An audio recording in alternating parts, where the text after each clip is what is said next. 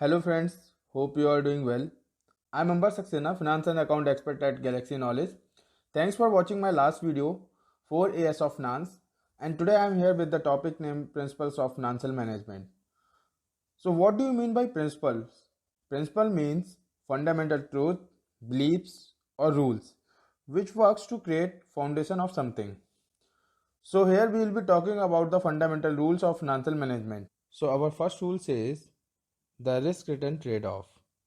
So this principle work on higher risk, high expected return, higher risk, high expected return, lower risk, low expected return, lower risk, low expected return. But actually what happens, higher risk can be come out with the high expected return or low expected return. Now first of all we will understand what is risk. Risk is an possibility or chance of occurring the loss due to uncertainty of future. What is return? Return is the result or reward of invested money in terms of gain or loss. In the same manner, we will talk about what is trade-off. Trade-off is the process of balancing the risk and return where low risk leads to high return. Therefore, we can say that the risk-return trade-off is process of balancing the risk and return. Let's take an example. Suppose if Rohan had 3 lakh rupees and was told to invest the money to get high return after a particular period of time. Now Rohan has two options to invest the money in bank as FD, which gives interest 8% per annum, or can invest in share market. Now we can see here investing the money in bank has lower risk and low return. Investing the money in share market has higher risk and high return. But here if Rohan goes for investing the money in share market, there are more possibility to lose the money or to gain the double return as well due to higher risk. So what he will do, he will invest the some percentage of amount in bank to secure the investment with low fixed return and some percentage of amount in share market to get the high expected return on the investment.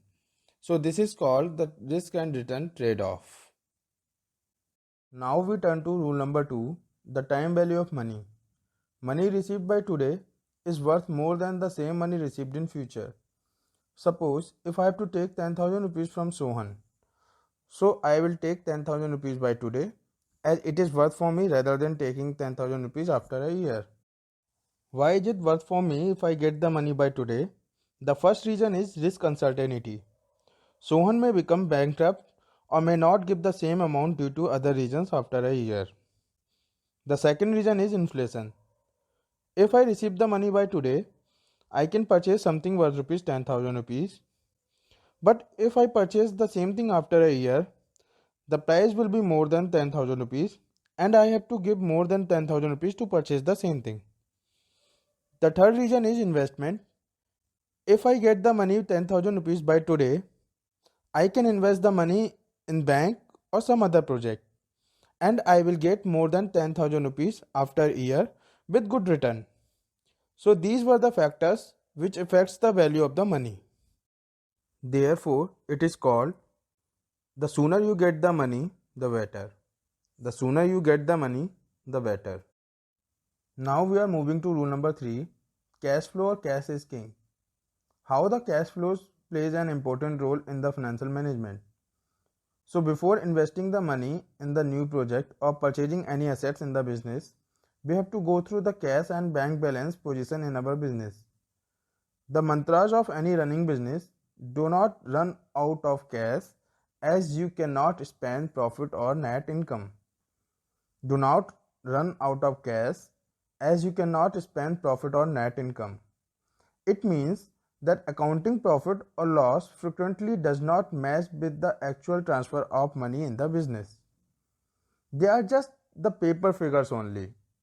Cash is what received by the firm and can be invested or used to pay bills or expenses. Let's take an example for this.